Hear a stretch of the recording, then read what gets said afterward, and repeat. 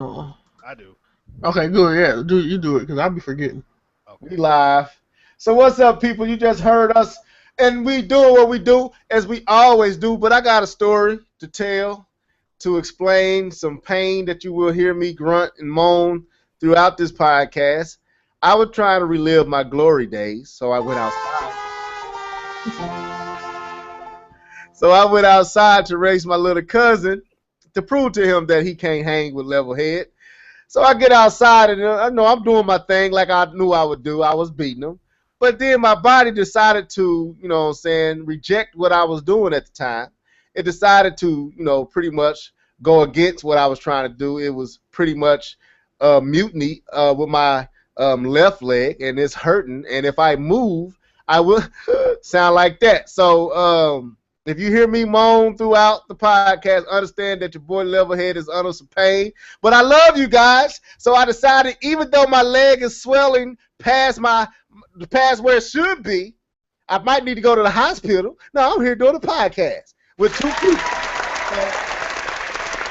All right, so anyway, Shaw been laughing at me. D2K is laughing at me, telling me it's my fault that I was trying to relive my glory days. But you know what?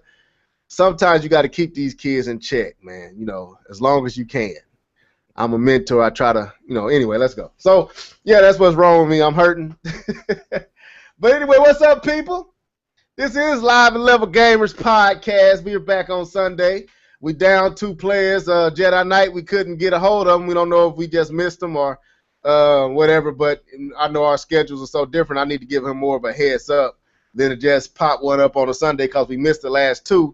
And my boy K-Bum20 is on vacation with the wife and family, so we'll see him Thursday. But I do got D2K back, and we do got John Shaw back, and we had a pretty darn good podcast last week, so I think we can handle it this week. What y'all think?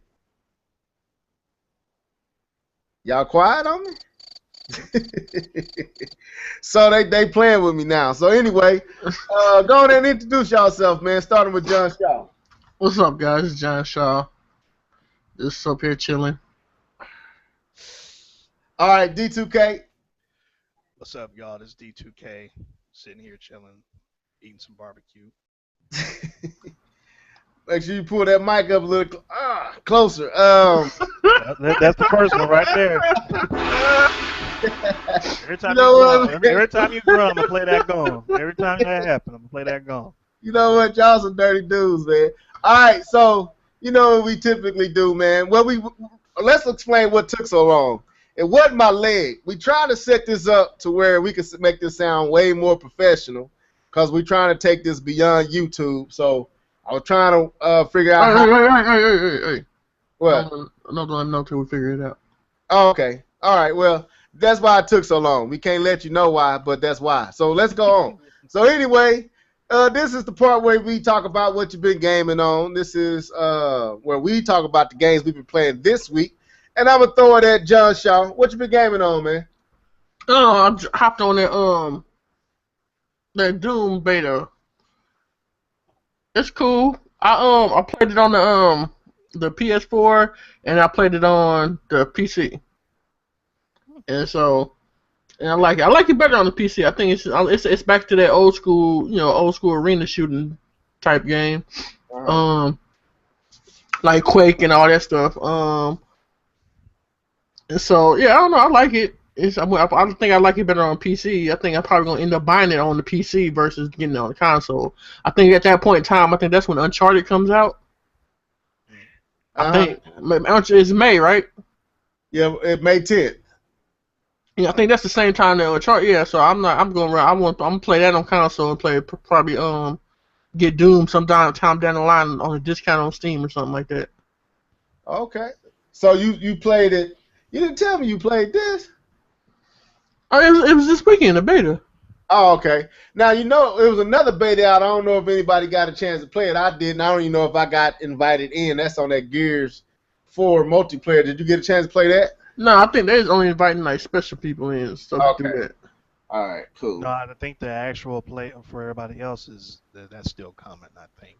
Oh, okay. I thought it was like if you bought the was that Gears remastered Ultimate Edition and whatnot, you got a free opportunity to play the beta when it released. But I guess that's another day. I don't know. I think, because people I seen doing this always like them, the big streamers and stuff. Okay, That's what I seen. That's the people I seen had it. I haven't seen like regular people that I know have it. Okay, cool. Anything else you played outside of that? Just said I played a little bit of the cornerback, but no, outside of that, no, I didn't play. I downloaded that Sunset Overdrive and that Saints Row 4 for the Xbox free game. They released that yesterday. Okay. So I downloaded that. I can't download nothing, even if there is anything on PlayStation. I can't download nothing else on PlayStation. That's full, and the games that's on there, I'm not erasing. So that's my next one of my next two objectives. I want to get another monitor, and I want to get another hard drive for this PlayStation. Okay. All right, D2K. I'm still playing that Dragon Ball Xenoverse, trying to get my character leveled up. That's pretty much the same thing I've been playing since last week. I've been playing more of that though, because it's kind of weird because the game is set up to where you can basically do whatever you want. You can do side quests, you can do missions as far as the story of the game.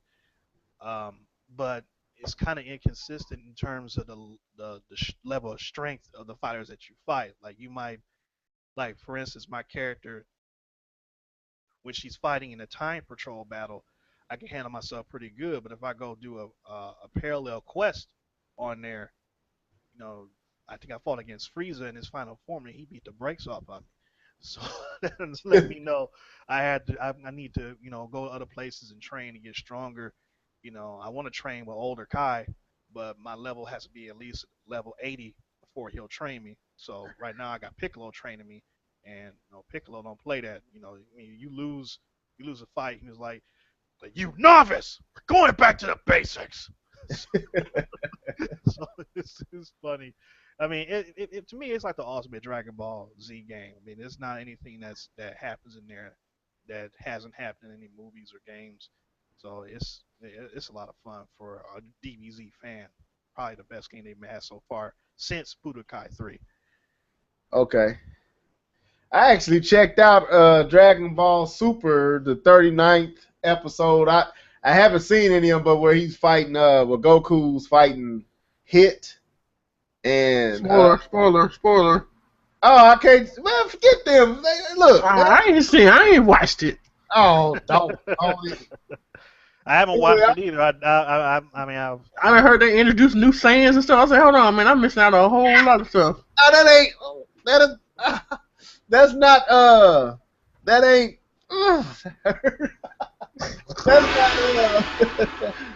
man, that's not super. That's No, that's super.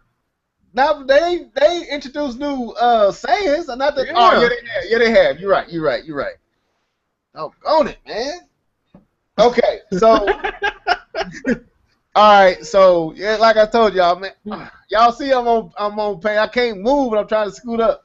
Anyway, what have I played? I've been playing the Division still. I actually went out and bought what's that? Mortal Kombat X, the old one, the original one. We have to get on that. Huh? So we have to get on that. Yeah, I gotta learn how to. I gotta get my skills up, man. I ain't as good in. I ain't good either. I'm better at Street Fighter. Like Street Fighter, my game. I ain't good at Mortal Kombat as that. It's a lot of combinations, a lot of different type combos that you got to do. But it's a nice game, man. A very good game. I'm mad that I'm just now getting it. But anyway, yeah, I got it. That I played a little of that. Like I said, Division. What else have I played? I put Street Fighters in and took it right back out. It's that.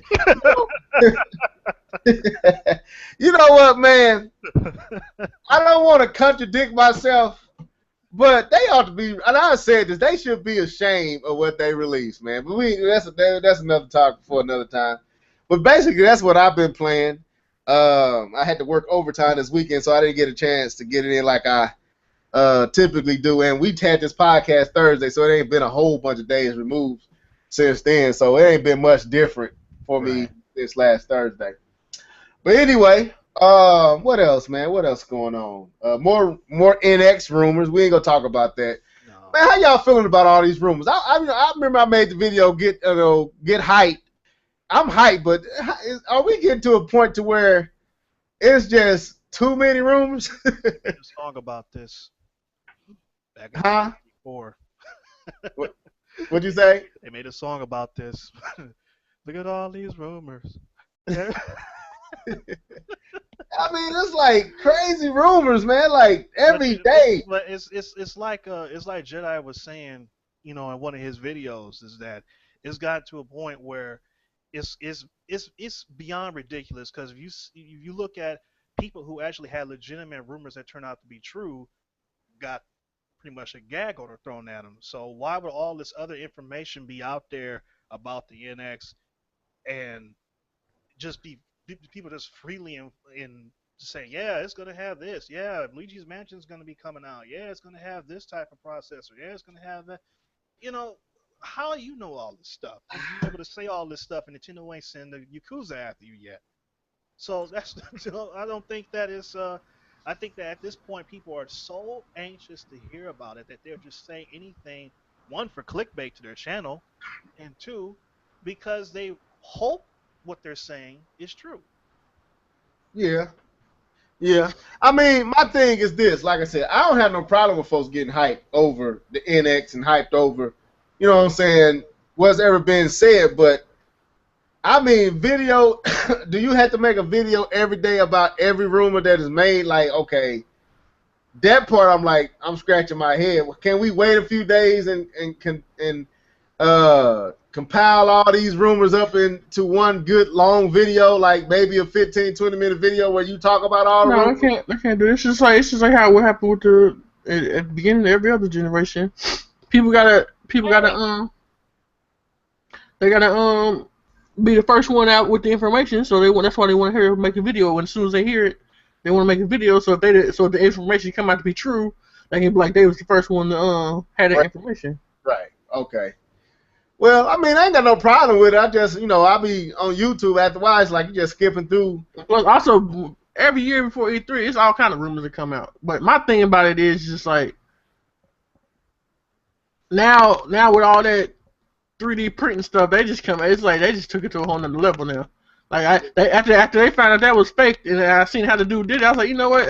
And because I forgot all about 3D printing, forgot all about that stuff. And then after they did that, they kind of just like it's like I don't even listen to nothing no more. But I don't even care. I mean, I peeped that right away when I first saw that, and that's the reason why I made a video on how to do it myself before they posted. Yeah, that first one, I was like, yo, that's fake as crap.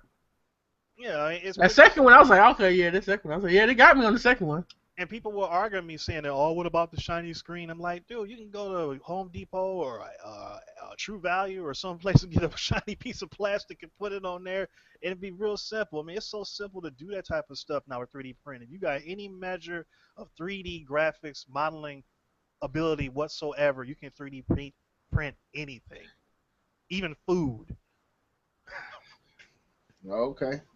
No, I didn't. That was my first introduction to the whole 3D printing on that level. It fooled me. Like me and John talked about it, man. We talked in depth about I had all my ideas. We was gonna make a video about it, and then your post came up on fulleffectgaming.com. Yeah, that's fulleffectgaming.com. Anyway, your post came up where you had already stated that it was most likely not true, and I was like, man, how did D2K know that? Then the next thing we know, right after me and John got done talking about it, it was your post came out saying, I told you this wasn't true. I was like, well, ain't no point in talking about that. So, because I had ideas about sleeves, and I had videos where I was going to show how they was doing this with phones where they had controllers that you could take the iPhone or Galaxy or whatever, put it down in the sleeve, and and the thing forms around the phone and turns into like a controller, and it's legit gaming. It was pretty cool. So But you know what's tripped out about that though is that I don't know if you saw it, but they had I think I put it in my post too. They had a video of somebody showing some footage of Zelda U being playing on the controller, and it was only like maybe 4 seconds. But I was looking at it, and I was looking at how they had it set up.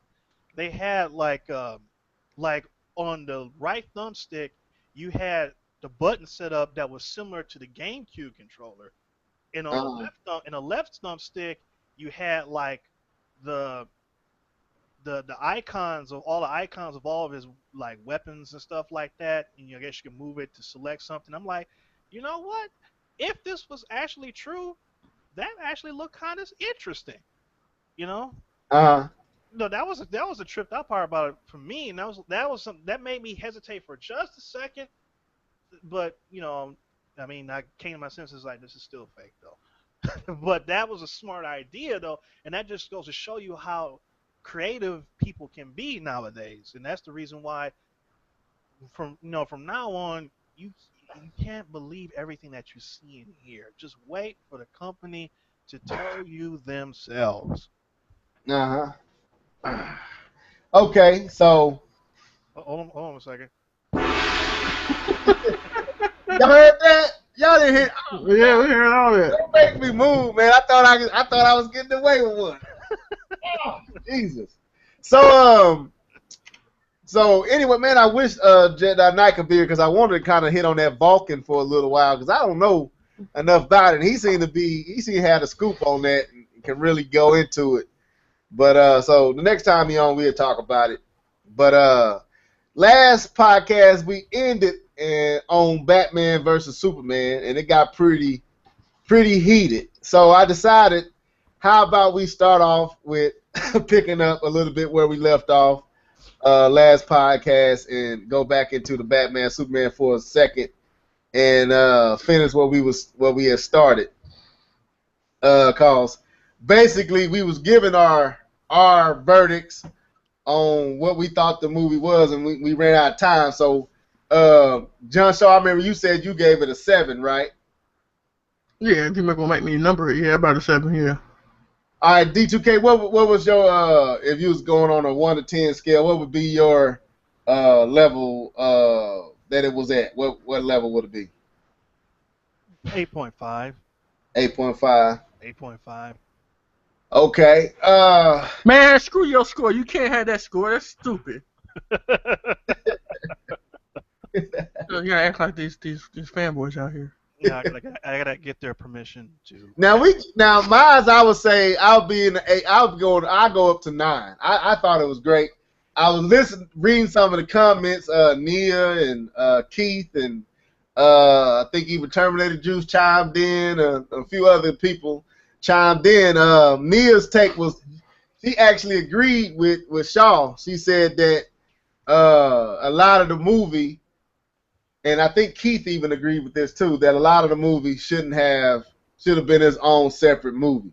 And like I said, after listening to Shaw's rant and persuasive rant, I have to agree now that they did pretty much ruin a good standalone, either a standalone Superman movie or a series they could have built to where Doomsday would have been the final boss that they would have fought in bringing the Justice League together. And see, they did that, and they did more than that though. Like, think about this. Like, Superman died now, right? Well, let's do this. Spoiler alert. You haven't seen Superman.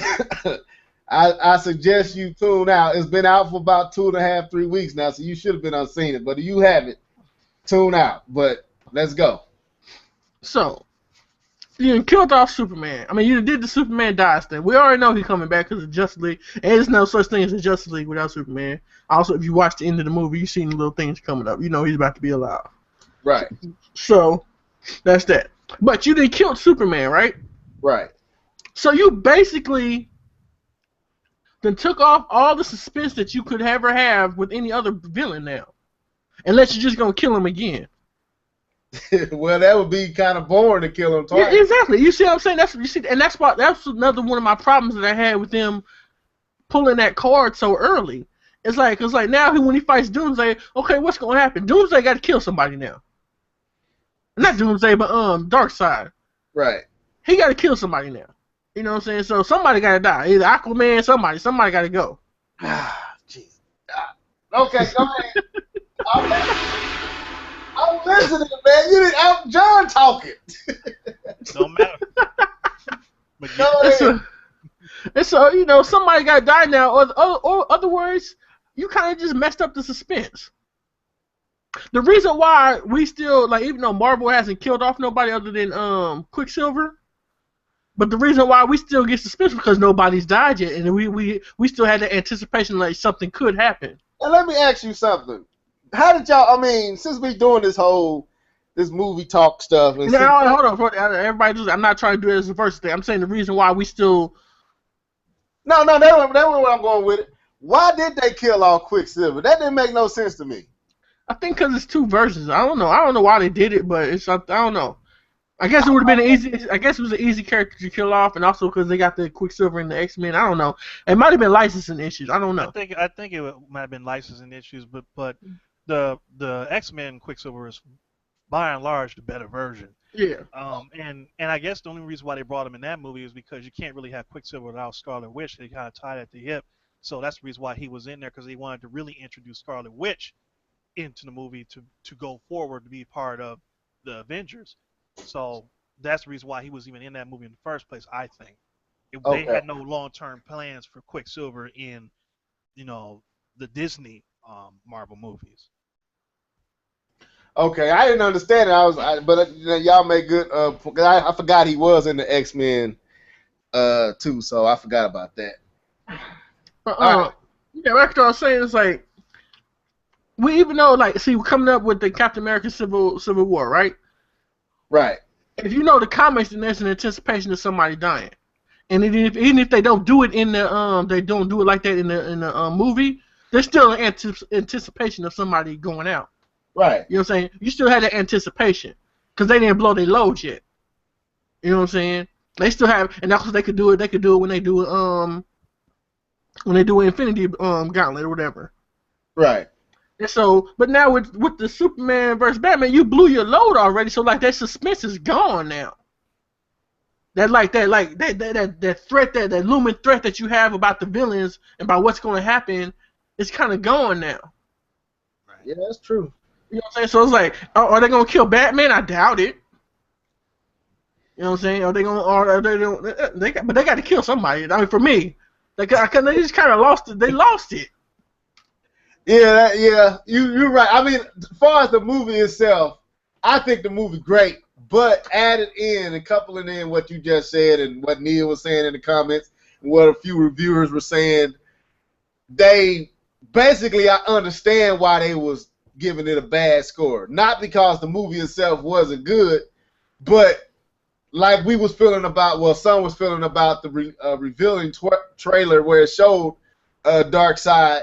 It was like, I remember the Black Nerd saying that it was too much. They showed us too much. They ruined, like you said, the anticipation and the excitement and the unknown about it was revealed before you even see the movie. So you knew what's his name? I just said it. Darkseid. Yeah, not Darkseid. Doomsday was coming. So that was ruined. Then I should have caught on when I saw Doomsday, and I did, but I just didn't think in this universe. I thought they might have kept a few. Yeah, I thought they would have kept a few movies in with them or something like that. Maybe Doomsday got away or something like that. I really truly going into this movie would have never thought they would have did it. That's why it was shocking. I give them that. I was shocked. I was like, oh, they did that. But it was like, why so early? Like, you just kind of, because now when you play Darkseid, I know he's gonna beat Superman's ass. So I'm looking forward to that. But it's like, I know he's not gonna die, so I know Superman's gonna get out of it. Let's let D2K jump in here, man. Go ahead and share your thoughts. We won't stay on this too long because we did hit it pretty hard the last podcast. So Well, I mean, that's the whole thing is that whole story arc did not have to be in the movie at all, and that's pretty much to me the really only actual flaw with the movie was that because like he was saying that could have been a movie or it could have been a couple of movies leading into that. I mean that is a very powerful story arc, and Yeah. that's something that should have been towards the end, not at the beginning, because now you had Doomsday fight, you had a Death of Superman situation happen. Next time you're gonna be fighting the Justice League's movie, you fighting against Darkseid. What else is more? I mean, what other looming threat do you have out there that's bigger than them? I mean, as far as Yeah, you're Superman, right. You're as right. far as Superman villains, I mean, Metallo, he's no. Brainiac, well, he's okay, but he's now on the level of Darkseid or Doomsday. Uh, Mitsapiclick, no. I mean, you just don't really have anybody left out there as far as his regular common opponents that you say, uh-oh, this is some big trouble. So you get all that happen at the beginning. So by the time you get farther along in the DC movies, you're like, where do we go from here? And that's why I brought up the option that since you own the rights to Masters of the Universe now, and they are planning to actually make a Masters of the Universe movie, bring them into the whole thing because that's something we haven't seen before. And that's something people are like, whoa, I didn't see that coming. Superman versus He-Man? Oh, that could be good. Because because the two weaknesses that Superman have are kryptonite and magic. And He how does slowly gets over kryptonite to where kryptonite doesn't affect him no more. well they did in this movie. Yeah, this I'm talking about in the actual comics is he get to a point that he ain't bothered by Now this is my problem, right? He jumped in the water to go get the little kryptonite thing, right? Yeah. And damn near died, right? So how the hell did he get enough strength to go sit there and shoot across the scene and stab him with that thing? Willpower, man. I don't want to hear that willpower. I hate Superman. Let me say this though. This kind of make you give kudos to Marvel because we seen Thanos. We know Thanos is coming, but he ain't. We still waiting on that epic encounter with Thanos. Whereas it seemed like they could have took a cue from Marvel and be like, okay, this is how we gonna end it. We gonna end it with Doomsday showing up, right?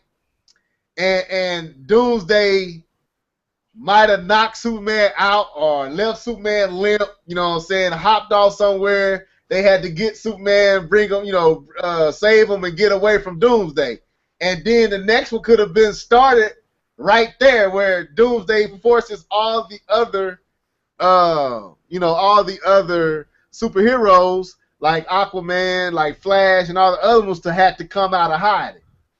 See, here's my thing. What they should do, and I know that's why they're trying to do it because they're trying to rush it to catch up with what's the name. But you're gonna rush to catch up, and then you're gonna leave yourself hanging. I know that's what I'm saying. I'm just saying because Peep Game, like they should have left that whole Doomsday out. That should be a Superman movie by itself. They should have he shouldn't even have been in this movie. Batman should have been Batman versus Superman. They fight. Somebody else comes. Somebody else like not big deal, or maybe they could have given Lex Luthor a kryptonite suit or something. Yeah, I thought that's what they was gonna do at one point in the movie, but when Batman stole it, I figured that ain't happening. So go ahead. I could have given him a kryptonite suit or something, and then that could have been the end of that movie. Now, then before you even did the Justice League, you should do a Flash movie.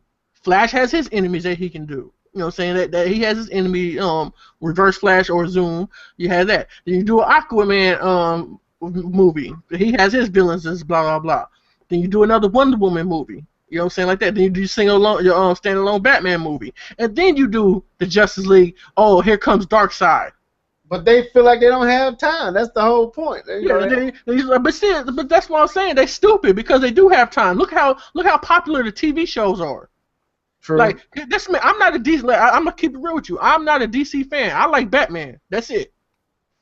I don't I really. was never a fan of everybody. I hate Superman. Superman's overpowered to me. He gets on Yeah, my nerves. I'm gonna hit the mute button. Don't you? Superman is the rawest superhero ever. I don't like Superman. Superman's boring. He's like, it's like he has an answer to everything. It's like he's like boring.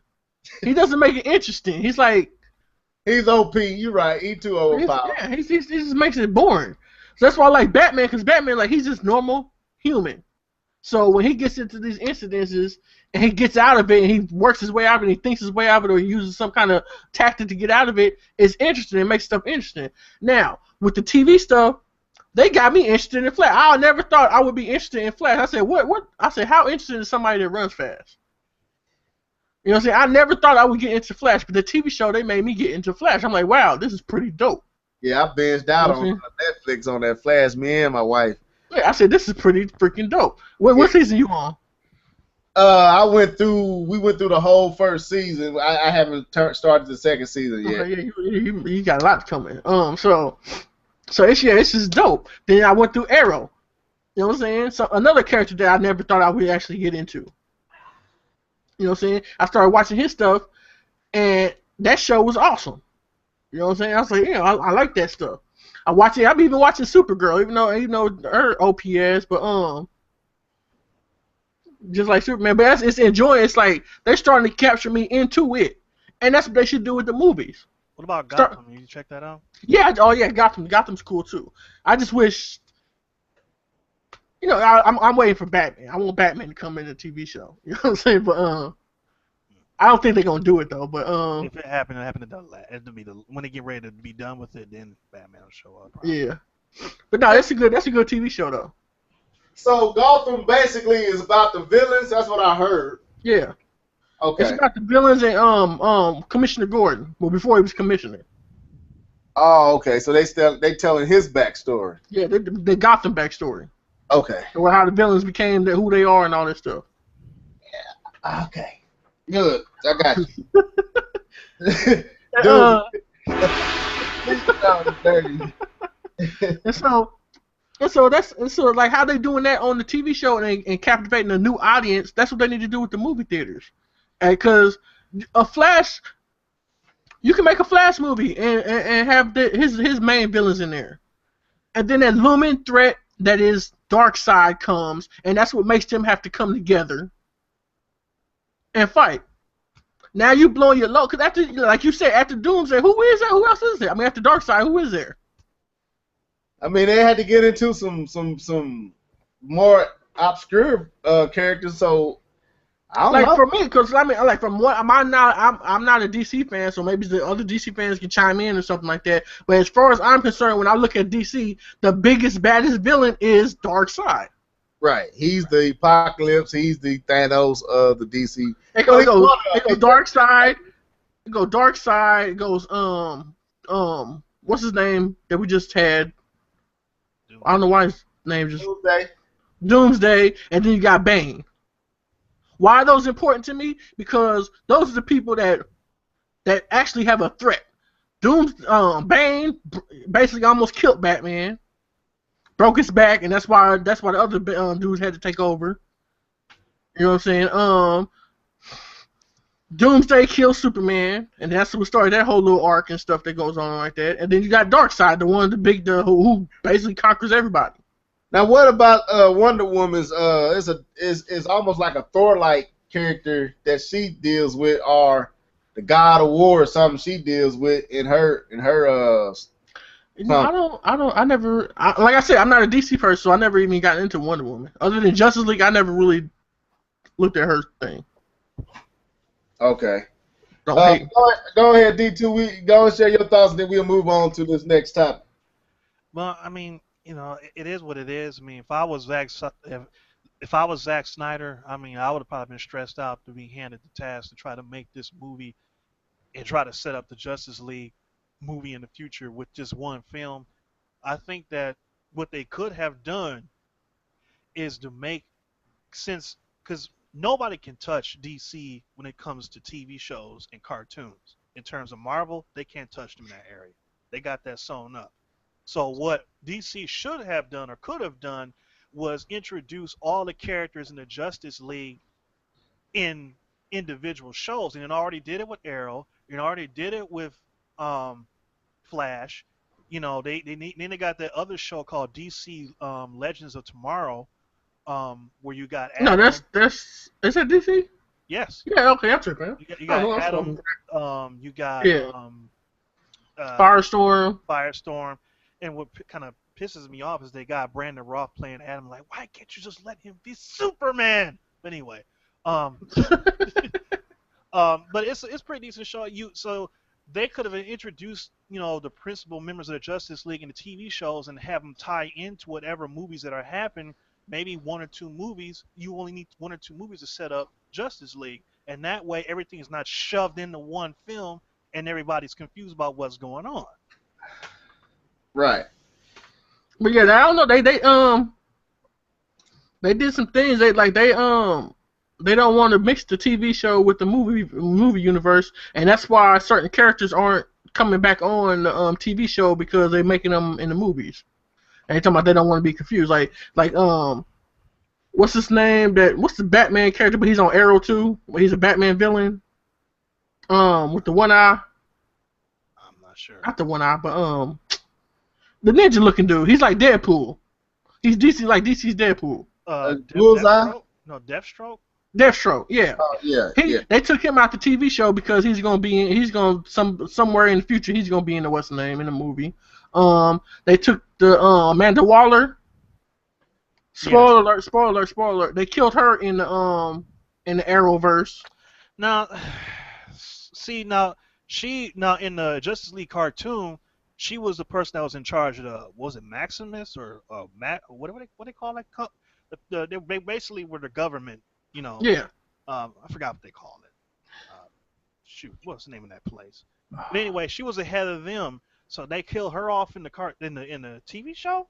Yeah, they killed her because she's the the leader of that government agency is part of the Suicide Squad. And they who formed the Suicide Squad. Because they were hinting, they had their own little hint at it inside the TV show. Mm-hmm. Because they had Deadshot in there. They had a little quick sequence with Harley Quinn, and they had some other characters in there too. But when they decided they was gonna make the Suicide Squad movie, they killed her off in the TV show, and they killed off Deadshot. They killed off Deadshot and some and they just they don't even hint at that no more. See, they messing. See, they got the material, and they seem like they just. And that's what's crazy about it, because they're in a better predicament than Marvel is to do different things because they own all their stuff. Right. You know what I'm saying? Because how Marvel's doing X-Men is they're doing X-Men dirty. Because they basically there's an X-Men movie, but if you look at the way they're doing Disney's trying to get rid of the X-Men universe because they don't own the rights to it no more. They don't own the rights to the movies. You know what I'm saying? So is it like they can't ever get it back, or is it? I mean, I don't know. I don't know if I don't know if Fox don't want to sell it back, or I don't know what the deal is. I don't know. I don't even know what the contract is. I just know that Marvel is killing off the X-Men in the comics. They got the X-Men's dying. They got the they just you don't see them no more. And then also if you look at the TV show what's the TV show? Agents of S.H.I.E.L.D. Yeah. There's no such thing as mutants. They call them Inhumans now. Disney, stop with that. Don't be messing up our childhood, man. No, it's there's no X-Men. You don't have no X-Men. It's X-Men doesn't in the Marvel Cinematic Universe. The X-Men are not there. The X-Men don't exist. And that's why I said DC, you have an opportunity to do something that Marvel can't because you own all your characters. Right. You own the movie rights, you own the TV rights, and you own the what's the name? Even even Supergirl, who's on CBS, and Flash, who's on CW, they still had a crossover show. Right. Right. You know what I'm saying? But why? Because ultimately Warner Brothers still owns everything. And Gotham is on Fox? Yeah, but I think it's on Fox. Yeah. Yeah. Okay, so let's end on this. I want to ask this question: do you feel like the backers of the developing studio for Batman vs Superman kind of forced them to do what they did?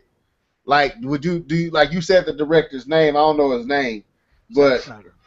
Zack, you say, do you think Zack Snyder wanted to do the whole Doomsday, or you think he was forced by the powers that be to some kind of way incorporate this to catch up with Avengers? If I Because if I look at the movie, if I look at the movie and I actually think about it, think about stuff that's in the movie, I want to say Batman vs Superman originally was something different. okay, And when I look at it, I think Batman vs Superman was originally something different, and I think the studios rushed him to do that. And if you look at the movie, and that's the way I got out of it when I after I got through watching it, I feel like they added a whole bunch of stuff that they shouldn't have added, didn't explain some stuff that they should have explained, and it felt like they just threw it in there because they wanted to hurry up. Yeah, okay, cool. I agree. Me too. You agree? Okay, you agree?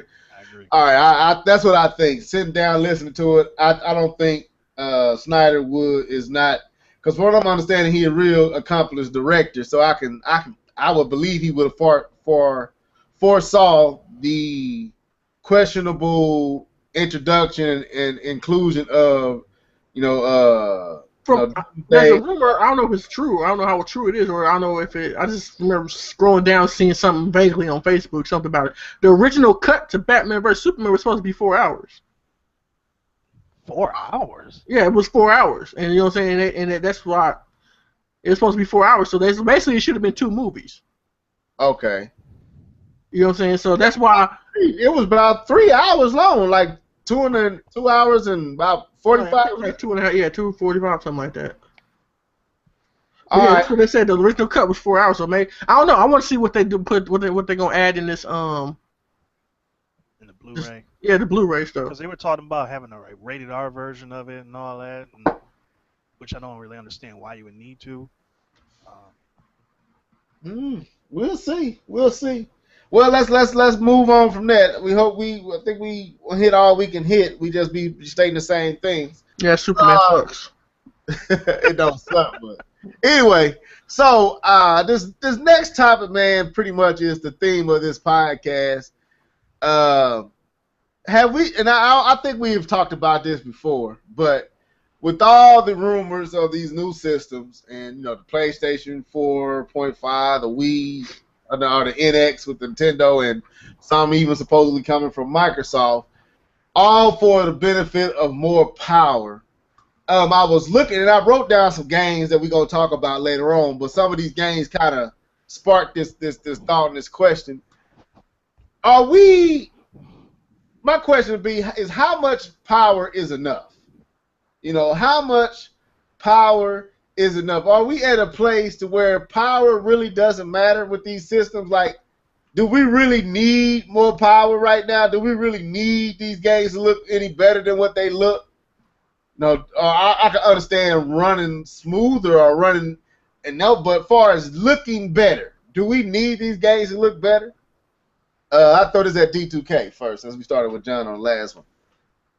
um, Nintendo needs to power. Microsoft and Sony don't.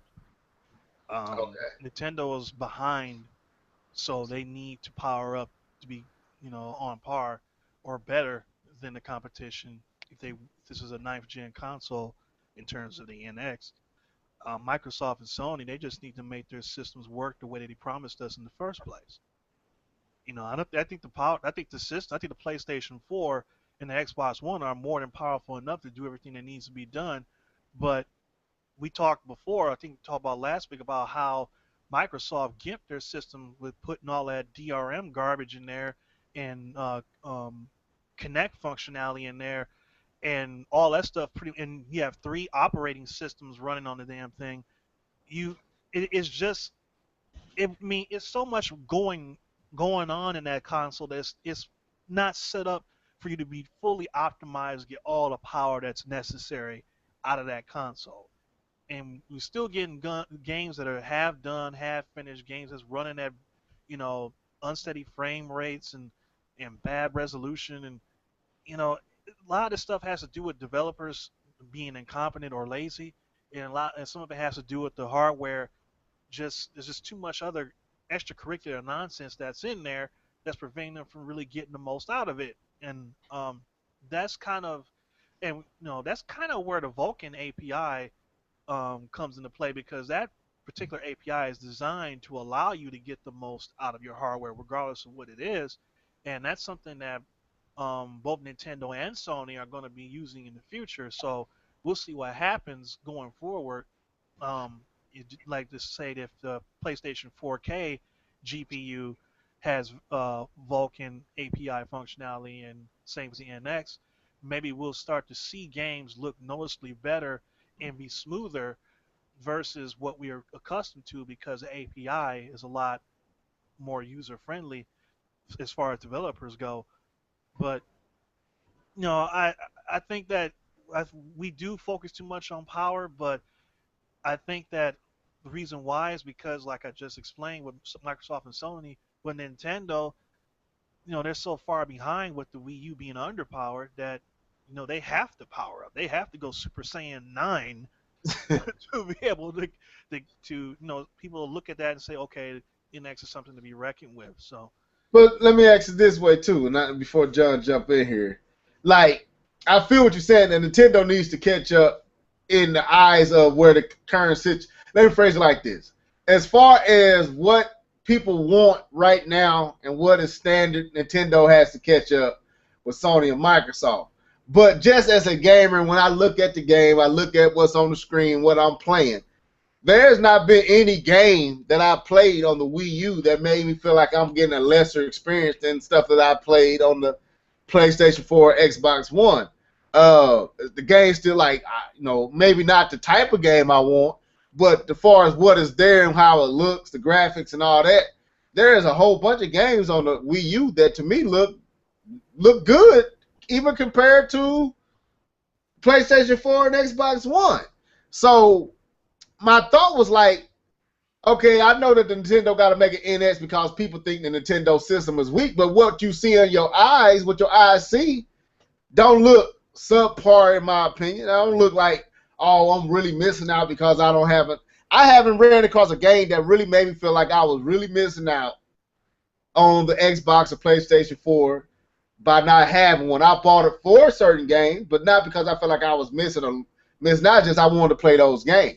So from that angle, D2K, do you feel like we have, even with the Wii U, don't you feel like as a gamer, these systems can do some amazing things if these developers chose to do it, even with the limitations on the Wii U and the PlayStation? Well, and we know they can do it on the PlayStation 4 and Xbox One.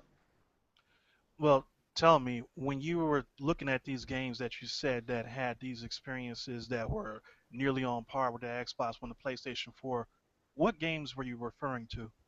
No, I mean they wasn't on par. I'm just saying I didn't feel like I was having a lesser experience. That's what I meant. But what games were you referring to? Like, let me see. When I was playing Batman Origin, I didn't feel like anything on my PlayStation 4 was making me feel like, oh my God, the graphics is like even Batman Arkham Knight. It looks better than Batman Origin, but at the end of the day, it's pretty much the same experience, just a little bit more graphics, but nothing that made me feel like, oh my God, I was missing out if I didn't get. No, it was about the same. So, what else? I'm trying to name some of Mario Kart 8, Smash Bros, Pikmin 3, name something else. I had to go there and look at my stash. But some of them games, they visually, they still look good. 3D Mario 3D World still looks great, Splatoon, great looking game. When I put took Splatoon out and put in Shadows of Mordor or whatever else I had on the Xbox at the time, even to the PlayStation 4. Yeah, they look better, but overall, I didn't feel like I was missing anything from Wii U to those systems. That's so I'm asking, are we making graphics and power more than what it is? Okay, to your point of what you just said, you mentioned Batman Origins. That was a multiplayer of a last gen title, Yeah. so it wouldn't look that much worse. Well, it wouldn't look worse, it would look better than the Xbox 360 and PlayStation 3 versions on the Wii U, obviously. I'm sorry, I had to move. I'm sorry. Go ahead. And as far as the other games that you mentioned, those are all Nintendo first party titles. and we know that nobody gets the most out of hardware than Nintendo. And furthermore, Nintendo has been known in the past to lock down portions of their system's hardware and reserve it only for themselves. And developers have said they had to beg them to say, "Hey, can you free up some more power for us?" And they've done it begrudgingly. But Nintendo, they always are going to have the best looking games on their console. So when you look at, you have to compare Mario 3D World and Pikmin and Toad's Treasure Tracker and Mario Kart and Smash Bros. You have to compare that to how Ratchet and Clank Right. and And that's what I and mean. Well, Ratchet Uncharted Clank, and yeah. stuff like that. And as good as, well, let's say Mario 3D World looks, it's not touching Ratchet and Clank. No, it's not. It's not touching it. But I don't feel like okay. That's what maybe I'm not explaining myself. I know it's not touching. I would if you ask me, and I know I'm pretty sure John won't jump in here soon. But if you ask me which game looked better, I'm gonna say Ratchet and Clank looked 20 times better. But even in that, it's almost like a movies. Like some movies, like it ain't too many movies that can compete on a graphical presentation with Avengers. But there's other movies that I watched, like Blade 2, that I still enjoyed equally with Avengers. Even though Avengers looked 20 times better. I don't feel like when I watched both of the movies that my experience and what I enjoyed about it was any less. So like I might play Ratchet and Clank and be like, man, this is beautiful. And I might play 3D World and be like, man, this is nice looking. But my experience might be on par, even though this other game looked 20 times better. That's so I'm asking, like, are we making the whole graphic argument more than it has to be, or is it necessary to continue to strive to these crazy levels of graphics? I don't know if I'm asking it right, but Well, so some people do make it bigger than it needs to be. Some people, like the people who say that if the game is one frame less than 60 frames per second, it's right, unplayable. That's when that type of stuff is ridiculous. But when you have games that look like they belong on last gen consoles, something's wrong. right. And That's fair. That's and fair. that's the reason why Nintendo needs to catch up, because there's no reason for games to be not on par with everybody else. If Right, if you have games that are on par with the competition visually, and it's not like it's hard for them to do this. Plus, you have the added magic that Nintendo has to make their games more innovative and more creative. How is the competition going to compete with that? okay. They can't. I agree. It'll be hard if Nintendo and the quality that they bring. It'll be hard, but I'm not gonna lie. What they doing over there with Uncharted, even Nintendo has to But pay see, some but respect. that's the thing, is that Uncharted has been in development for like what, 4 years? I'm just saying with all the Uncharted, like Uncharted 1, 2, 3. Them was some. If I be just honest, just being fair, that studio to me is doing what we praise Nintendo and they studios for doing with their games. Like those are stunning games. Right. I mean, That's there's definitely third parties out there that yeah, can match Nintendo's commitment to detail and match their professionalism as far as pushing out the best games and making sure that we don't get garbage. right, That's definitely, Nintendo's not the only company out there that can make great looking games. I'm just saying that they've done it longer than anybody else. They've been doing this for 40 years. right. They've been doing it at a high level for 40 years. There, like you said that Wii U games look great. There are some Wii games that still look great. There are some. I was just playing Star Wars Rogue Squadron Rogue Leader the other day. That game still looks amazing. When I Right. look at Resident Evil Zero or Resident Evil One on the GameCube, and I look at the HD versions of the PlayStation 4 and Xbox One, it don't look that much different to me.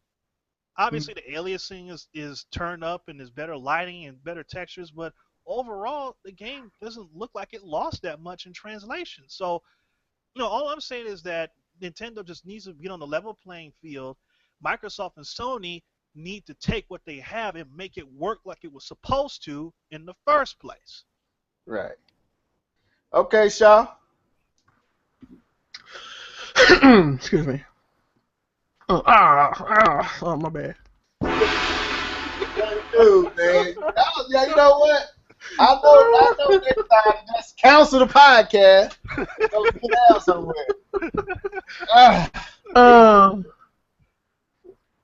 I'm gonna say this because I said this last generation. I said we focus too much on graphics that we're hindering the development. I mean, we're hindering the resources to make games better. Because everybody's so spoiled with graphics, they want the best graphics. I want this. I want this. I got it. If you want the best graphics, go get your ass a PC. You know what I'm saying? I'm keeping it real. If you want superb, stunning, excellent graphics, go spend the money and get you a PC. Because ultimately, it don't matter how good PlayStation looks, it don't matter how good Xbox looks, you still are not getting the best graphics. So if you want the best graphics, go get your ass a PC and calm down. I want developers to start using the resources and the power that these systems have to make better games, not make better looking games. As you see, because we have all these great looking games, the games have been shorter. The Order, for example, great looking game, but because they used all the resources in making that game look so good, the game was a short crap game. Quantum Break, they spent so much resources making the game look good, the game is short. And there's several other instances in throughout this generation that we can resort to. And I just feel like the resources need to stop being put on graphics. Yes, like you said, or the graphics are good. The graphics has been good enough. Last generation, last generation's graphics are good enough. Like, just take for example, The Last of Us. The Last of Us is still a great looking game. A great looking game that absolutely was a good game. Right. You know what I'm saying? And so it's like, not only was it good looking, it played good. And it had content in it. And it wasn't a game that you sit there and you beat in one sitting. You know what I'm saying? It wasn't a game. It was actually a game that actually gave you all the content. Not, here, we'll give you half the game now and then make you pay for the rest later. Right. You know what I'm saying? It's like, and I feel like we need to take those resources.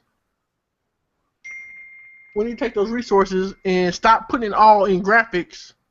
Because, like, matter of fact, if you would make me a better game, I don't care if you scale the graphics down this generation. I don't care. I want a better game. I don't want I don't want us to go to a whole nother generation just because people want to look better graphics. I'm tired of the 1080p, 60 frames per second stuff. Because you know what? We never used to talk about that. Ever. All of a sudden, it's like the end of last generation and this generation, it's like this is like the forefront of the talk. And it's like, this is what's getting us. This is why we're so head over heels over this. And we're not paying attention to why are we not getting better games. You know what I'm saying? They're like, oh, we need to go to PS4K, Xbox One, 2, whatever the hell it is. But we have games that don't even work right now. So all you're doing is inviting new problems, and we haven't fixed the old problems. Or worse problems. Exactly. And my thing with the Wii U, and like I agree with you, like there's nothing on the Wii U that makes me feel like, okay, I'm getting out. I feel like I'm playing an outdated system. I personally don't feel like that. My gripe with Nintendo was they didn't have enough games. Or features, yeah. They didn't have enough, that, and they didn't have enough features, and they didn't have enough genres. Right. And they didn't have enough games in those genres. That was my issue. You playing piano? Oh, okay, it's on there. All right, I'm just testing though. My bad.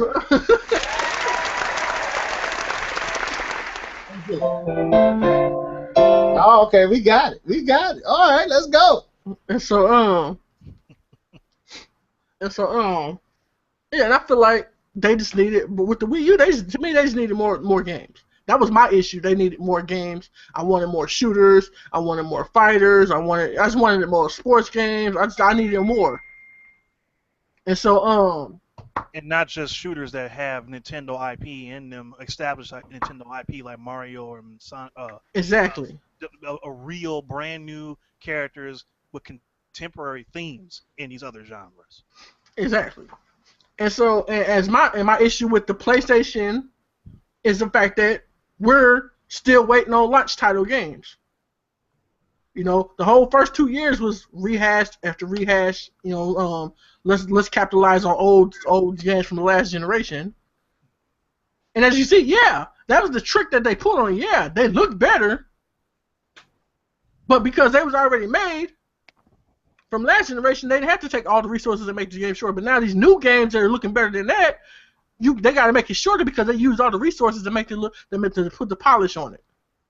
So basically, it's not that it's the we pretty much have reached a place to where we don't have to have more power. We just got to utilize what's there to be used right. Yes. And here's my thing: I don't want little incremental advancements. Like my next system, if you're going to increase the graphics, I want it to be the biggest jump, like how from Xbox original to Xbox 360, from PlayStation 2 to PlayStation 3. That's the kind of jump I want. Right. If you're going to give me another system. Undeniable. Yes. Question it's just seen as soon as you see the game, it's night and day from each other. Yes, I want and it not only night and day, but also when you look at the games, Skyrim couldn't be done on the original Xbox. Right. You know what I'm saying? Grand Theft Auto 5 couldn't have been done on the PlayStation 2. You know what I'm saying? Stuff like that. Show me advances, and not only just the graphics, but the gameplay, the games itself, the content. Give me more. Make me feel like, you know what? This $60 that I spent is the best $60 I've spent ever. Right. You know what I'm saying? Just like when I go to the movie, I want to feel like my little $5 or $10 or $14. I'm only gonna pay $5, but I don't know what y'all paying. But I want to feel like my money that I just spent was the best experience that I had for that little $5, like my little best 2 hours I spent. You know what I'm saying? For that $5. That's what I want to feel like.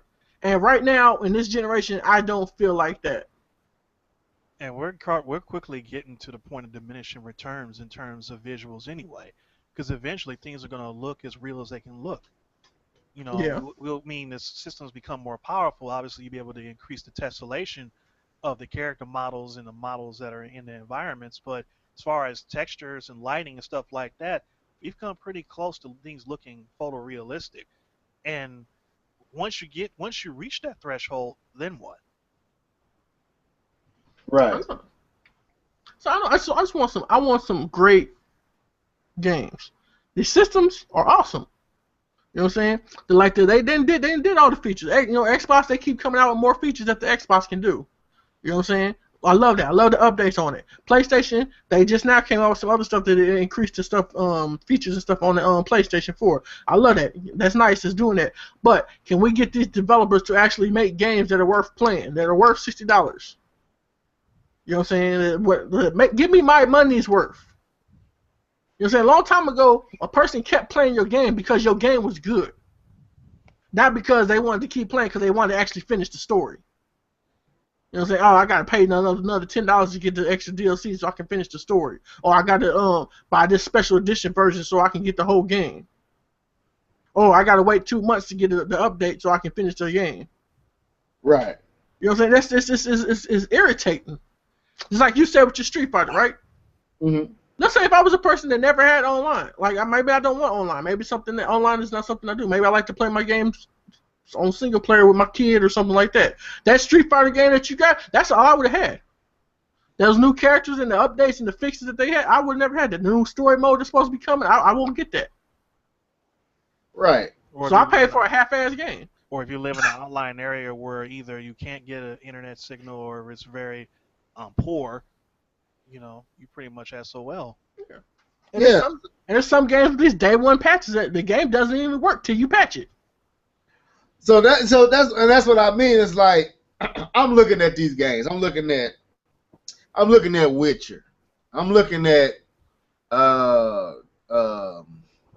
Uncharted 4, and it's gonna go into our next topic. But Ratchet and Clank. I'm looking at games like Xenoblade. Is it X Chronicles? I think that's what it's called. X Chronicles or Chronicles X. Which one is it? Chronicles X. Chronicles X. Now that's a Wii U game. Beautiful, one of the best looking games. Not on Wii U, but it's one of the best looking games. out. I mean, it might not, it's just a beautiful game. So, and it gives you content. Witcher gives you content. All these games, some of the ones that I named, and hopefully Uncharted 4 give you a lot of content. To me, what I'm seeing is I'm not seeing a power problem. I'm seeing what John is saying. I'm seeing a attention to detail. This is something I even heard Hard Eight say. Instead of like in Quantum Break, when old dude would change his gun, the clip out of his gun, and put another clip in, instead of really taking the clip out the gun, it's just his hand moving over his gun, and you literally see the gun just go up in the air, and there's really no clip. That type of stuff they can work on, but as far as how the game look visually, there are still games in 7th gen that I think can stand up to what's here today. Well, see, that's an interesting thing that you just said, because I remember watching the Doom when they first showed Doom, the new Doom, and I remember how realistic it looked when he was actually loading his shotgun on there, versus what I'm normally used to seeing on first-person shooters. So a lot of it has to do with the talent of the studio too. Right. Right. Don't continue. I disagree. No, I just want to chime in on that. Okay. Yeah. So it seemed like they spend so much time trying to make the vegetation, and we talked about this before, but I just think we hit a place to where, even like with TVs, doesn't really matter. Okay, 4K TV do look better than 1080p, but does it really matter? I mean, I see the difference between 720p and 1080p. I see the difference between 1080p and 4K, but honestly, I don't care. You know what I'm saying? We at a point that all this stuff looks good no matter what you make. iPhone games look good, man. We're not in a place to where this stuff looks bad anymore. Now, so are we getting to a place that we just being ridiculous with what we want, and our expectations are so high that we leave little room for what we want to be realized, or what we're looking for to happen, because what we want really ain't necessary? I don't know if I'm asking it right, but that's how I'm feeling. Like, make me a good game that looks good, has depth, keeps me entertained more than a day or two, keep me actually for a few weeks to a month, where I feel like I got my $60 worth or my $49 worth or whatever. How about you focus on that rather than making this dude coat actually sway with the wind like it really would in reality? Do I really need that? You know what I'm saying? Or focus on that and stop and not worry about all the other stuff you're worried about. Give me an actual good game that keeps me entertained for a little bit. Now, peep game, right? You haven't played Quantum Break, right? No, I haven't. I haven't got a chance. So, now peep game, like, gameplay might be fun. Story might be good. You might get a start, finish, and the end to the story play. But if you beat that game in 5 hours, 5 or 6 hours, are you gonna feel like you got $60 worth? No, that's what I'm saying. That's what I'm saying. It's not. We're not saying stuff is not good, but it's like, if I beat the game in 5 hours, that's not worth $60 to me. You know, I mean, that's the type of stuff, like, other people. You can't. I guess it's subjective to different people's what they feel is worth their money, but I just don't. For me, I just can't, like, anything that I can beat in the sitting. It's not worth it to me. It's not worth it to me. Like, especially when it comes to $60. That's not small. Like, you think it's small, but that adds up at times. So you spend $60 a month and all this stuff, it adds up. Right. Especially if you ain't finishing none of the stuff, then that can end up being $500-$600 of stuff you just looking at on your shelf. Yeah, and my fault. Go ahead. No, that's all I was saying. I was just entered. That's it. But to that point, I mean, something just popped in my mind that not so much with the Wii U because it has such a bad rap, but you look at the Wii, the GameCube, the N64, and the SNES, you would always have a hard time finding their major first-party games at a local game store or whatever, and if it was there, it would be really, really expensive. And the reason being is that people are not trading these games in because they actually have replay value. They actually are getting their money's worth for the games. They want to hold on to it. Right. Even after you've beaten Ocarina of Time or you've beaten Mario Galaxy, you want to do it again because it was that great of an experience. And then you don't have those games sitting on the shelf used because somebody traded it in at GameStop or something because people aren't trading it because they hold on to it. But you see these big budget so-called AAA titles, it come out Friday, you got a whole shelf full of them on Monday. So Now it was like kind of back to what we was talking about last podcast, and I wanted to mention because I think I glanced at somebody said something about it on the comment section of the podcast last time about how it's because this generation is not over yet. But I'm saying like we're in year 3, and I can think of a whole bunch of things in the first couple of years of the Xbox 360 and the PS3 that I feel are still memorable titles better than what I can with this generation. You know what I'm saying? And then also, if we're about to skip over to a 4.5 and a Slim or whatever it is that we're about to skip over to, I still feel like no, this generation is not. It's not memorable. It's not memorable at all. Like nothing that I played. I don't really think I even bought. I bought a couple things this year. I bought a couple things this year, and mostly I didn't buy it for me. I bought it for him. You know what I'm saying? But as far as me, I haven't really bought anything. You know what I'm saying? I played stuff, and I sent it back. You know what I'm saying? Because it's like I didn't want it. And I'm like, I have bought just about because I'm a type that I like to own stuff. So everything that I played that you see me with, I bought. I spent that 60 or that 50 or whatever on it, and to walk away not because the game didn't look good, the game wasn't good, or it got redundant. They couldn't keep me entertained beyond a few hours to a few days. And then they just started repeating what they already been doing, taking you to the same scenarios, same settings, same everything pretty much started to be the same, even though you're going to the next stage. You're doing the same thing in that stage. You're doing the same thing in this stage, and there's nothing new about it. So it's like, wow, that was Batman for me. I mean, after a while, how many tanks can I blow up? I don't care that you add a mega tank and it's in this part of the city. I'm still just blowing up tanks. It's like y'all couldn't think of anything more entertaining to keep me glued to this game and playing and traversing through it. Then hey, just throw some more tanks at them. And that's gonna drag out the game because it's hard to shoot that one spot on that tank. So I gotta follow it for an hour and a half to shoot this. No, man, I don't want to do that. That ain't fun. That's what I was saying on Thursday is that they're hiding behind their incompetence by making the games ultra difficult instead of actually adding more content in the game. Right. So like and it goes back to like saying like I can just think of all kind of games that it's just memorable experiences that I say I'm glad I bought those games. I can't say that with this generation. There are some don't get it twisted. There's some fun games, but there's nothing that I'll say I need to keep and I want to go back after I beat it. I want to go back and play it again. Nothing. Right. I don't think it's really nothing in this generation that said that to me.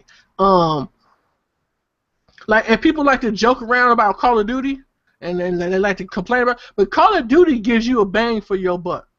If you really sit down and get your head out your ass,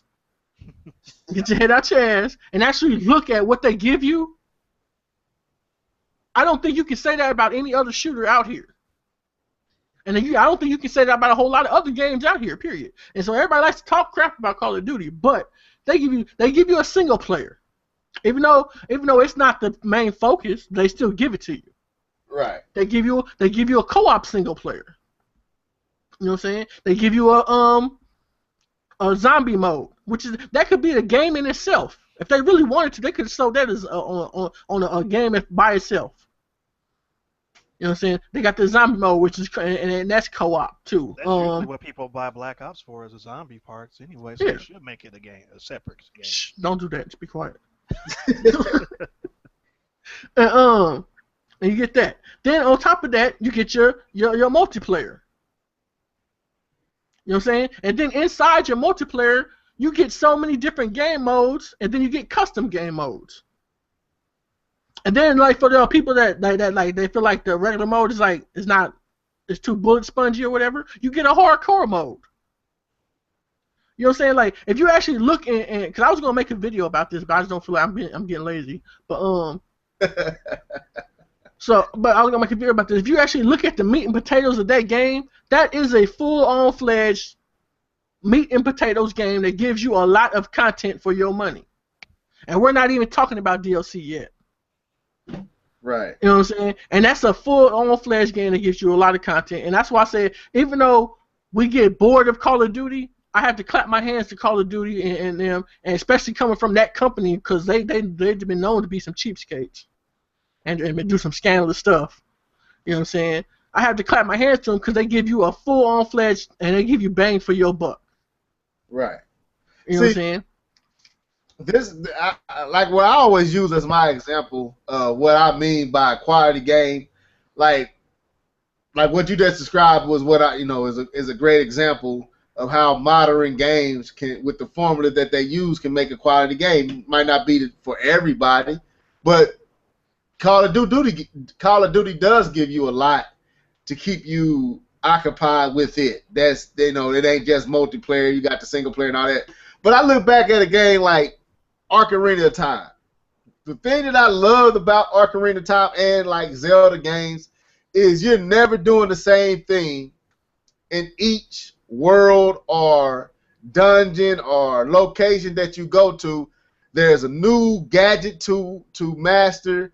There's a new weapon or whatever it is. If it's a weapon, if it's a lens of truth, if it's the metal boots or the hovering boots, everything has something to do with getting through that stage that you have to relearn. So it ain't that you doing the exact same thing that you did in the start of the game, just with more enemies thrown at you. You literally learning something new. So when you get to the final boss or the end stage boss, what you just gained, now you have to use it. So each stage becomes a game within itself, because I gotta learn how to use these boots. I gotta learn how to use this lens of truth to get through this stage. I gotta learn how to use this spinning craft to get through the sands in Twilight Princess. And it just makes you constantly have to rethink, relearn, re-strategize based on the nuances that they throw at you in each stage, in each level, each dungeon. And that's a formula that we grew up understanding that we're not seeing with more powerful, great-looking games. But like you said, John, they don't last long. They can't. And what like D2K said, they can't hold your attention. The developers lack creativity. And it's like, so it ain't a power problem. We don't need a 4K. We don't need. Now Nintendo has to meet the PlayStation 4, like you said, D2K. But honestly, we don't need more power. We need them to think and get creative and actually make great games, and I think we'll be fine. Like another game that was underrated last generation was that Castlevania. Which okay. The first remake one. I don't know if it was a remake, but I know it was. I don't know if it was a remake. That's why they make so many shooters, though. I didn't mean to interrupt you, but just hit my thoughts. You know how easy it is to make shooters? Yeah.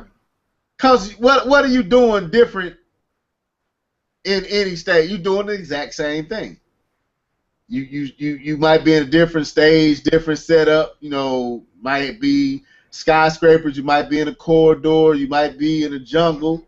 But ultimately, what you doing? Shooting that stuff. And then also, I can't totally blame everything on developers and companies either, because some of it is the lack of inspiration and the lack of imagination and the lack of trying that gamers have these days too. They don't want to try. They don't want to learn new things and stuff like that. And so a part of the blame is on gamers too, because when you see people come out with new concepts and new ideas and nobody goes out there and support them, so that was like, well, might as well go back to what worked before. Right, and that's paste, copy and paste. Right, Because every shooter, like I said, Call of Duty is at the ham of that. Call of Duty is doing it the best. But if you put a shooter by shooter, I mean, yeah, there'd be some differences depending on what shooter it is. But at the end of the day, you ain't doing much different. You shooting stuff. If it's an alien, if it's a real person, whatever. That depends. Because if you're not a shooter, then you're not gonna understand. I understand. No, but at the end of the day, see, most games that come out, that if they don't have their own identity, then they try to be like Call of Duty, because Call of Duty is the leading shooter right now. The reason why Call of Duty is the leading shooter right now is because they made the mechanics easy. See, this is the formula that Call of Duty has, and which is why they're successful. Call of Duty is accessible to anybody. A person that doesn't know how to play games can still play Call of Duty and have fun. A person that's good at shooters can play Call of Duty and still have fun. You know what I'm saying? Because it lets you do you. Because if you want to strategize and stuff, you can still strategize in Call of Duty and it can be the strategic shooter that you want it to be. It just gotta be who you playing with. You know what I'm saying? And it lets you do that. Doggone it. I moved. Okay. and it lets you do that. You know what I'm saying? But the problem with Call of Duty is the players that play Call of Duty, because nobody knows how to be strategic anymore. So basically, it comes out, it looks the same because everybody plays it the same, because nobody knows anything about strategic shooting anymore. That's why you see the new Rainbow Six that came out, right? That's why that didn't receive a whole lot of acclaim. Even though a lot of old heads is playing it again because they're back to their original roots. You know what I'm saying? But a lot of new people didn't want to play it because they're not familiar with that formula of having to actually be patient and pick your shots and not go run out there like an idiot. You know what I'm saying? They're not familiar with that aspect. Because even Battlefield changed what it did and tried to match Call of Duty somewhat. They're still different than Call of Duty because they still have the vehicles, the open world gameplay, and all that stuff like that. But what's the name? They never had team deathmatch in Battlefield before. They did that to match Call of Duty.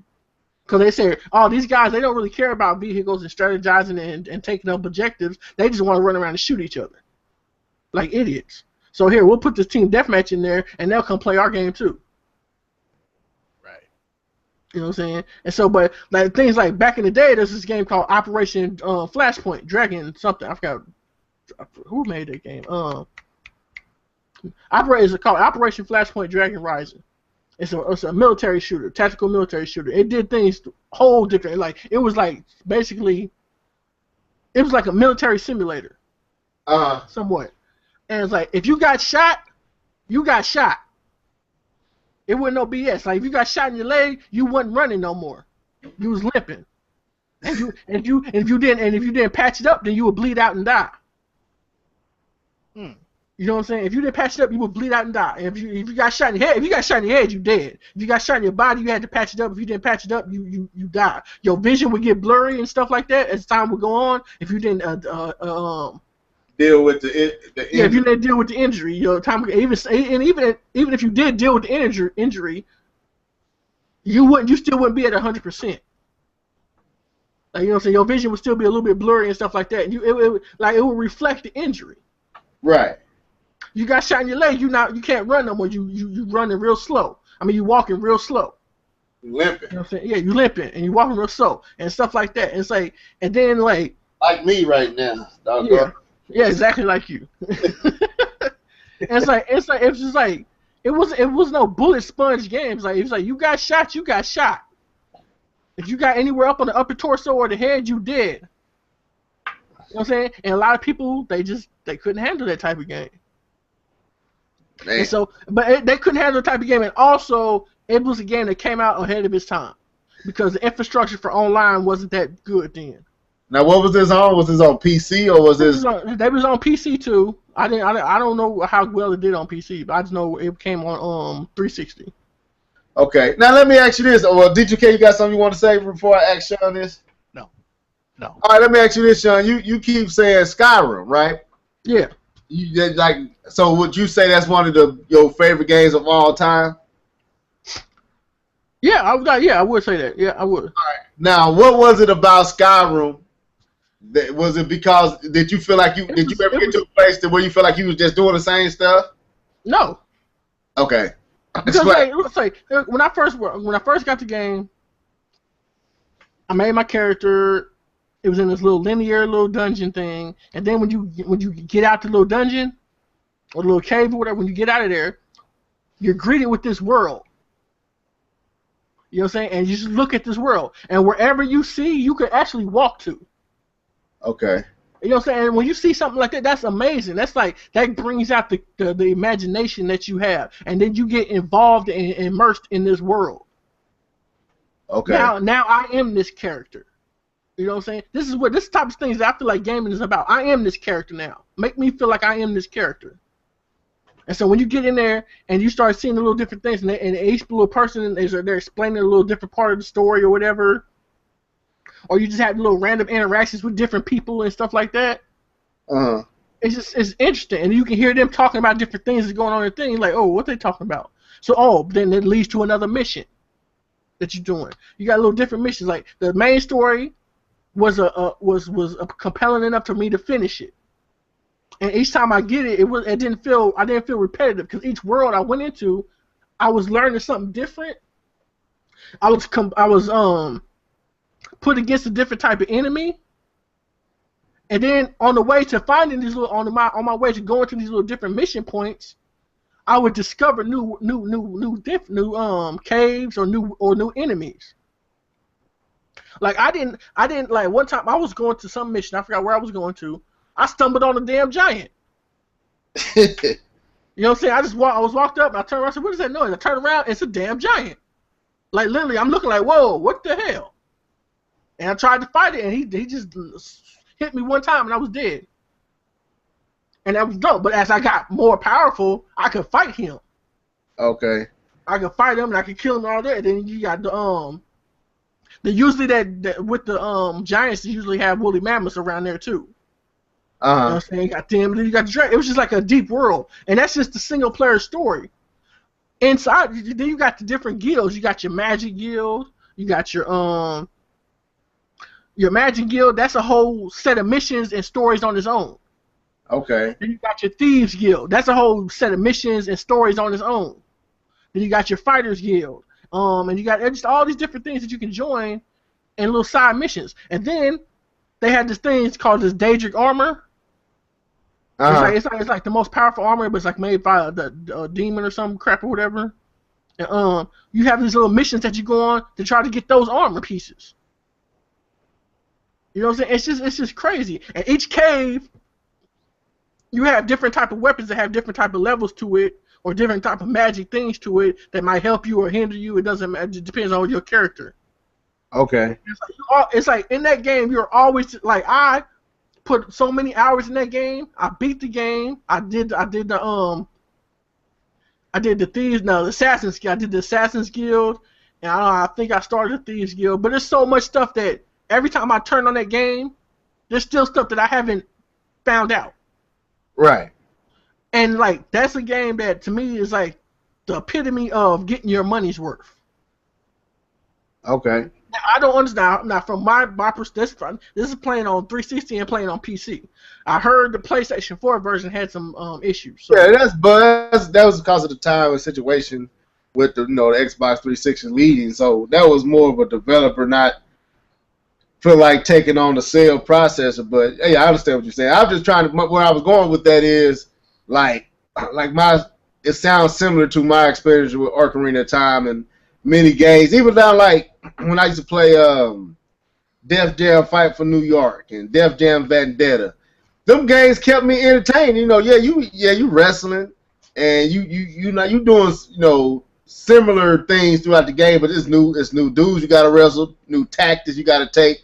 They might not be people that you could beat with a submission. You might not be able to slam them or do some of your moves, so you gotta learn how to fight each person you're fighting. I love and the storyline of Def Jam Vendetta, Def Jam New York. I loved them. And I beat the games. And I've noticed with these games, storylines are not all that. What you're doing in the game, very, very repetitive, really quick, but it looks like $1,000,000. And I have a problem with that, you know. And I'm have you ever played? Did you ever get a chance to play Fable? I wanted to play the Fable that was coming out before the original Fable. No, I have. I never got. I need to check to see if it's backwards compatible. But that's something that I want you to play. Like that game, people talk stuff about it, but that game was amazing.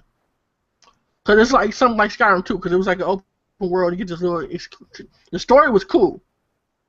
Okay. And you got to pick the things you do would affect you, whether you were good or bad. Uh-huh. And whether you were good or bad. I know about it. I know like you can become like I think blue was good, red was bad, and depending on who you helped, who you killed, how you chose. No, it actually affected your appearance too. Yeah, all that. I know about it. You were bad. You grew horns. Right. And stuff like that. And also, like if you went into town and you were a bad guy, they would run away from you. Okay. The interaction between the city and each city that you went to, they would run away from you. And also depending on what you did in that city too, that you would get a reaction.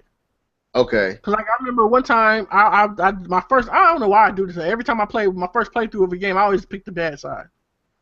And, I remember my first playthrough, I picked every mission, I would do the bad part. If it say save him or kill him, I would always kill him. So my next thing, I went to this town, which was my hometown, where I grew up at, and I demolished everybody. I just killed everybody. I killed the whole town, killed everybody in it. I just burnt everything down, you know what I'm saying, stuff like that. And then when you come back to that town later on, it's a ghost town. There's nobody there. Wow. You know what I'm saying? It's like stuff like that. That's immersive. It's like I'm missing that in these games. Now, you was finna say something? What was you finna say?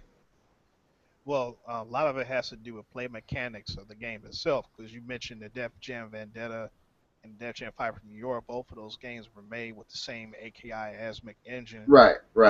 No Mercy and WCW Mm-hmm. and all that type of stuff. And those were so deep that you literally could spend an hour creating a wrestler because you could break it down to molecules on Right. moves that your wrestler can do and mannerisms and stuff like that.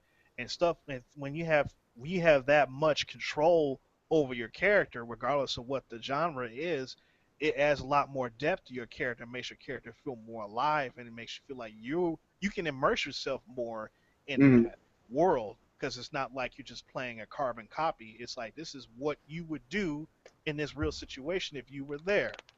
So, that translates into games like Skyrim and Fable, stuff like that, where you can build your character up to your personality, and way you act in real life is how you act in the game, and then you see what will happen, as a result of that. Right, that RPG element because that's Def. I mean, especially Fight for New York. Like you would start off with a particular fight style, and then as you traverse through the game, you can add other fight styles, and you'll have a fighter that has totally different fighting techniques based on what, like submission, ground pound, brawler, technician, and however you pick these move sets literally made your fighter fight totally different than your first playthrough if you pick the brawler and a technician versus a grappler and a submission type of person. So it was I played through that game several times. Snoop Dogg being the last, if you ain't never played it, your last boss in New York, Fight for New York. And great game, just a real good game. And like what Shaw's saying with Skyrim and with Fable, the fact that all the stuff that you could do, I haven't played Witcher. Actually, Shaw told me I need to buy Witcher because he said it's good. I plan on getting it, but that's one of the few games that I heard mentioned in that category. But a lot of what I'm seeing, it looks great. it looks like Assassin's Creed and all. Them games look retardedly good, but they ain't playing worth 2 cents. So It was another thing that was so crazy about my playing Fable. In each town, I had a wife. each town, this is crazy. It's like stuff that they let you Not do. endorsing polygamy, ladies and gentlemen. That's what it was. Cause I said each town I had a wife, right? And as long as I didn't bring them with me, or they didn't they didn't interact, they didn't know about each other, right? But if you got 2 wives in the same town, they would find out about each other, and then they would come confront you. Wow, see that's that what D2K was talking about, that attention to detail, man. I just thought that was like stuff like that. That's just crazy when you interact with stuff like that. That's like, wow, that's just crazy. Right, and them games took the same length of time to make, but you notice like these games taking forever to make, and then when you finally get them, they ain't nothing but 7-8 hours long. Like that's a problem, dude. I mean, like you said, them games took 3-4 years to produce, and a lot of the games you play now still in that 2-3-4 year time frame, but the length of them is not the same. What you're doing in them is not the same. The attention to detail is not the same. But it looks retardedly great. So it looks beyond what we ever thought we would see with gaming. But Star Wars Battlefront. yeah, right. But let's move on, man. We haven't talked about that. We can hit this last topic real quick and get off of here. I'm just gonna name off these games, and I just want y'all to give me what y'all expecting from them, because we are a gaming podcast. Something John been reminding me of, that we need to get to talking about actual games as well, not just rumors and what's going on around the power and specs of systems. So I've been trying to stay true to that. So I'm gonna name off these names, and I'm gonna start with you, D2K, and just go between you and John. What are y'all expecting from Gears of War 4, man? I seen the beta, and I'm not gonna lie, I wasn't tripping. I didn't really care for what I saw in the multiplayer, and I'm hoping that what they've showed in the trailers for the actual single player is what they showing, because the multiplayer didn't look all that great to me. I don't know how y'all felt about it, but go ahead and share your thoughts on Gears of War 4, if you've seen it.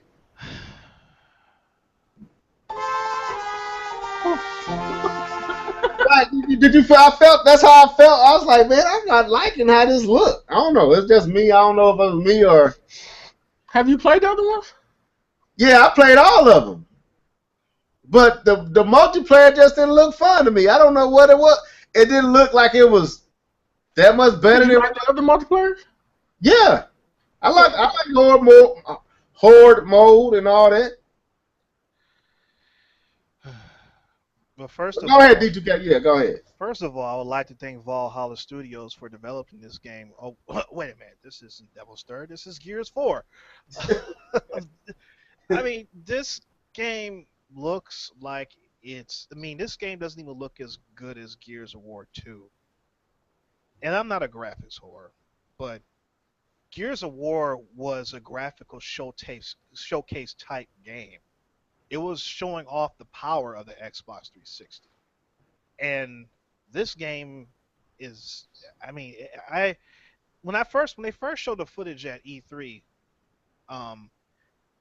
it looked better than it does now for some reason. I don't know, maybe it's just because it's a beta and whatever. Maybe there were some issues with the textures or whatever. I don't know, but it doesn't look all that great. But even what I saw then still looked at best on par with Gears of War 3, and I'm expecting better than that for Xbox One, a major AAA flagship franchise title for the Xbox console to be.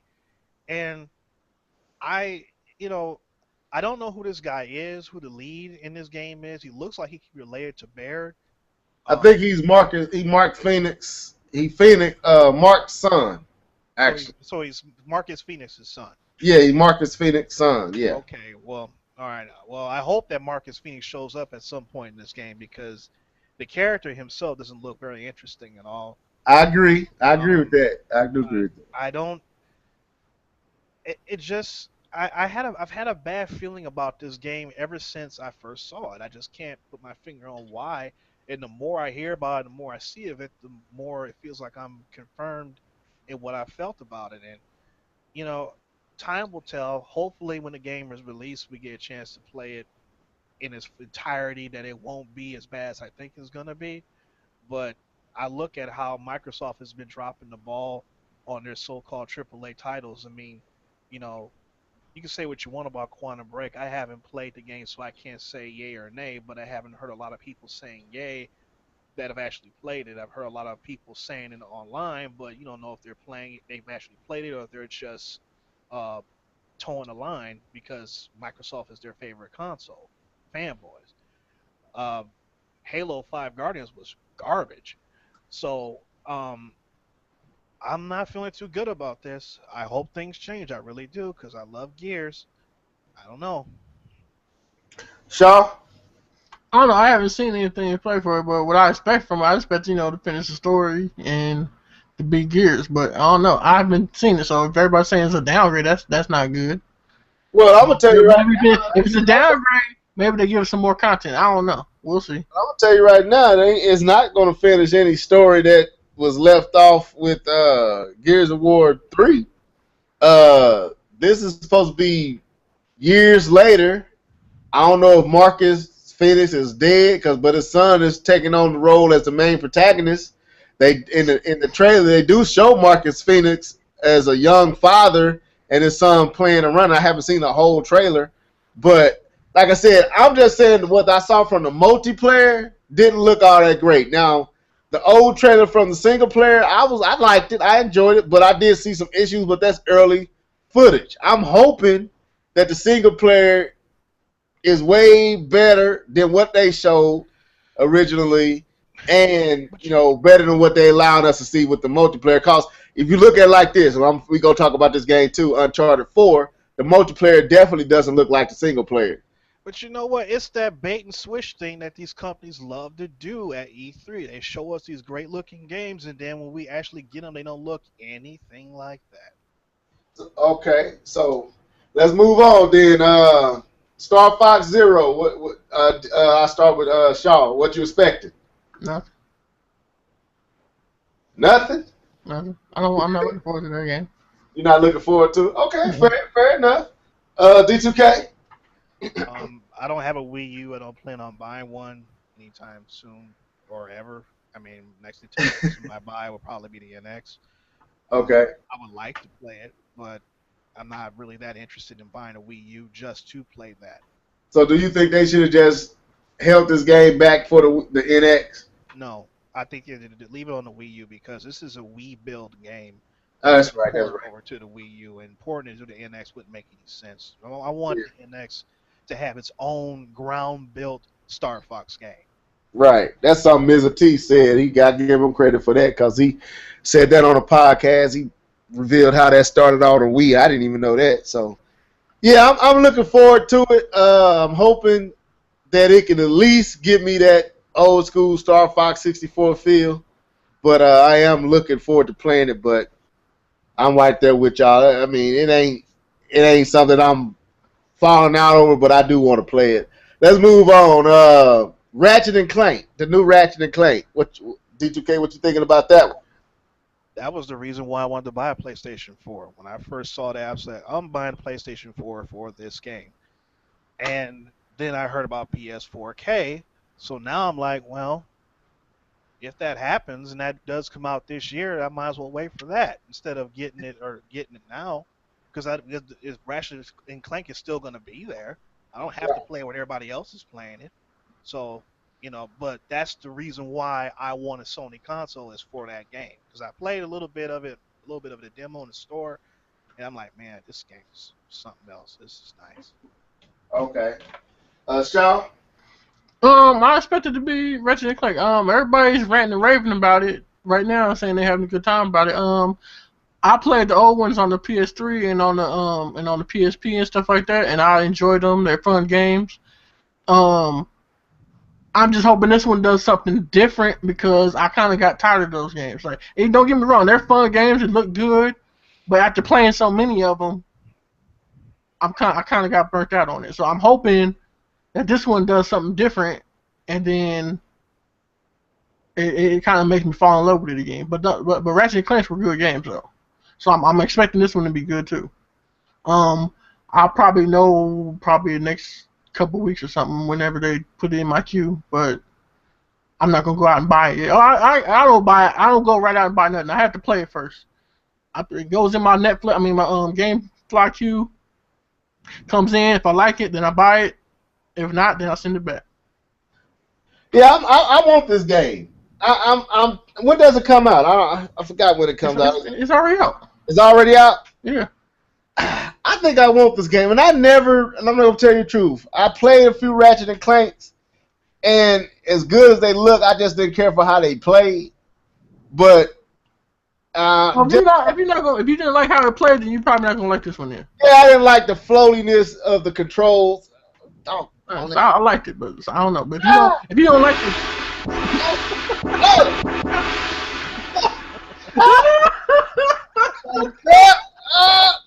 man, okay, yeah,